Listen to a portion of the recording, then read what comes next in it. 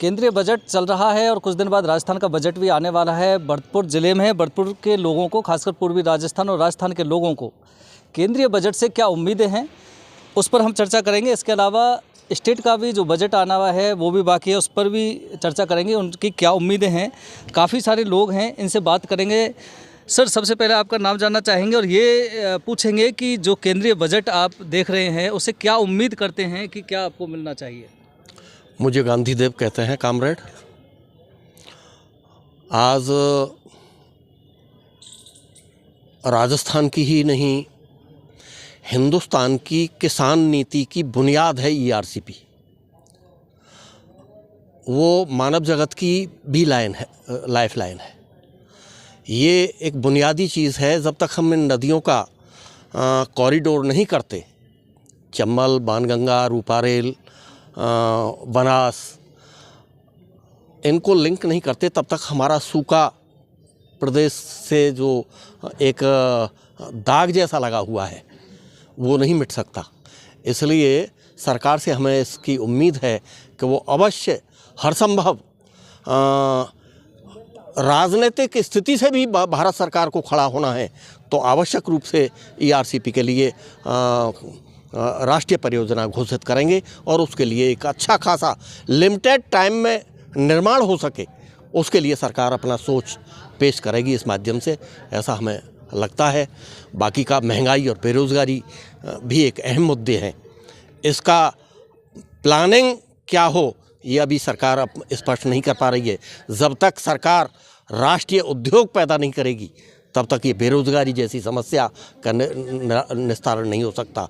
ये एक हमारे जिस तरीके से कैंसर के तरीके से समाज में व्याप्त है।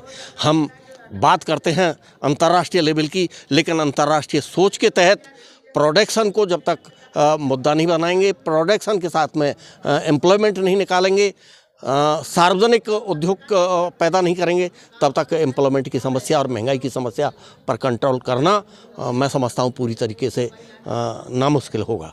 बिल्कुल सर, भौगोलिक स्थिति अगर आप देखें अपने क्षेत्र की, राजस्थान की, पूर्वी राजस्थान की, तो क्या लगता है केंद्रीय बजट से किस तरह की उम्मीद यहाँ के लोग करते हैं।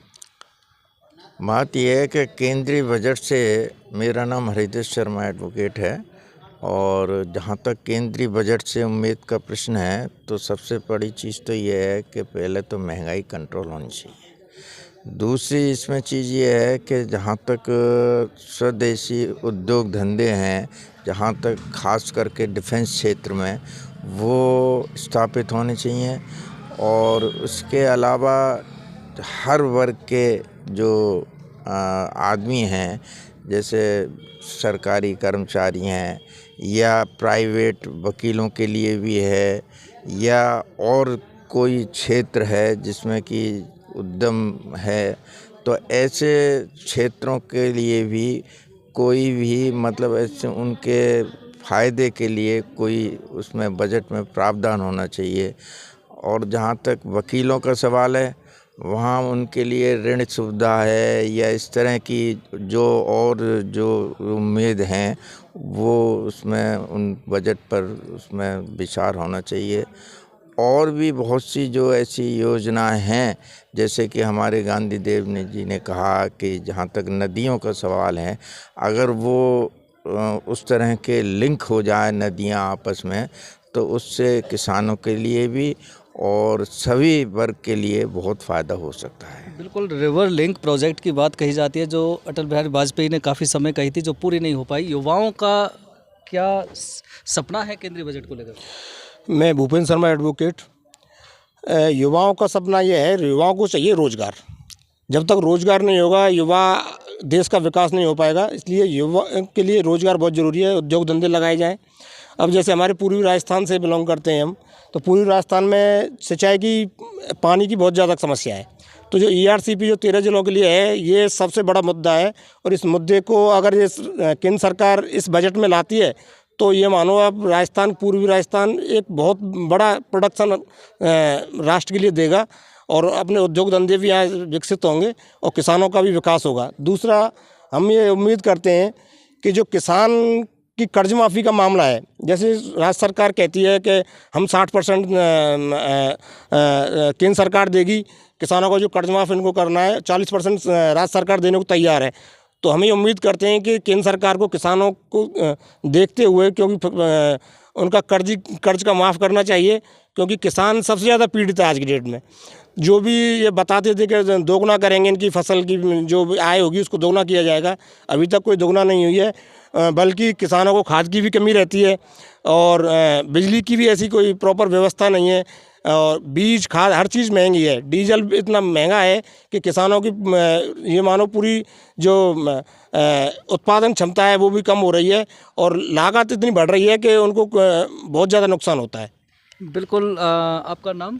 यशवंत सिंह फौजदार, एडवोकेट, अध्यक्ष जी, आप मुझे ये बताइए, केंद्र का बजट तो आज जो आ रहा है उससे क्या उम्मीद है, साथ ही कुछ दिन बाद जो राजस्थान गवर्नमेंट का बजट आना है उससे भी क्या उम्मीद है, दोनों पर थोड़ा फोकस करिए, पूरे यहाँ की राजनीतिक स्थिति और वास्तु स्थिति को देखते हुए। केंद्र के बारे में तो वैसे तो हमारे राजस्थान के मुख्यमंत्री श्री अशोक गहलोत जी भी डिमांड कर रहे हैं कि सबसे पहले तो ERCP जो नहरों को जोड़ने की योजना है, जिससे 12 ज़िले प्रभावित हैं, अगर ये योजना, इसके लिए माननीय मोदी जी, वित्त मंत्री सीतारमण जी कोई सम्माननीय बजट दें और इसको नहरों ERCP को जोड़ें, जिससे कि मैं भी एक किसान परिवार से जुड़ा हुआ हूँ, तो किसानों के लिए ये फसल के लिए, सिंचाई के लिए, पानी पीने के लिए जो समस्या है आज, छोटे किसान तो पानी के लिए ही उपलब्ध नहीं है उनको तो पानी तो, और भरतपुर में तो खासकर ये आंदोलन भी चल रहा है ERCP को लेकर के